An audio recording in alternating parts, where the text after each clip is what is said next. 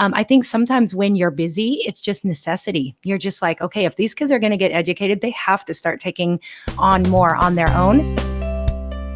Before the break, you were talking about one of the things that you do that you manage to get through the busyness is that you have taught your boys how to become independent learners. Mm-hmm. How did you teach them to do that? Because I know that's a question that I even oftentimes ask myself, but we get asked oftentimes like, how do I teach my kids? Because in school, we were talking earlier about bringing the traditional school into mm-hmm. our home.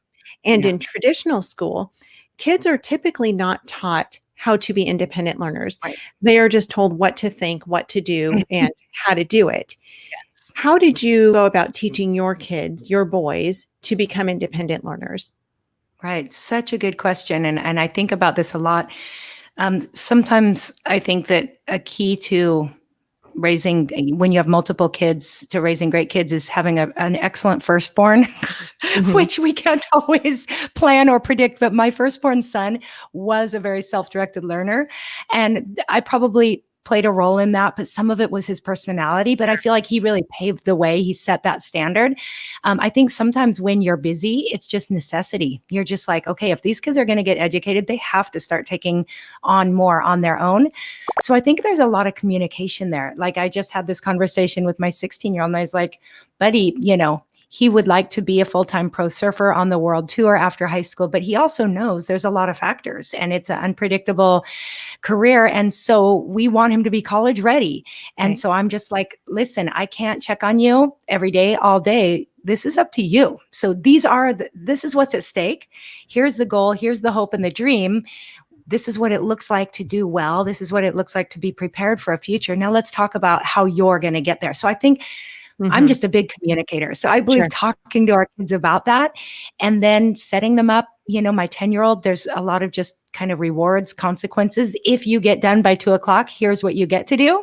If you're not done, here's what you don't get to do. And I think my 10-year-old's probably challenged me the most because personality is just different. So I say he keeps me humble.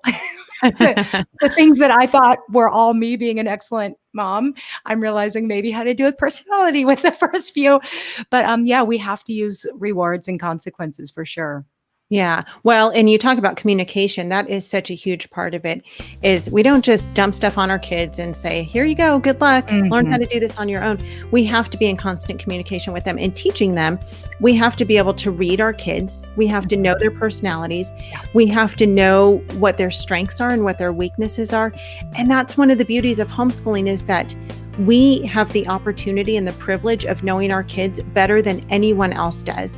There are some fantastic teachers in the traditional school system, whether public or private, but there's not a school teacher in the world who can have a classroom full of 30 kids or more and be able to focus on each child's individual learning styles, needs, personalities, character development, all of those things. And we as mom and dad get to work with our kids mm-hmm. to develop those strengths in them and to help them with their weaknesses.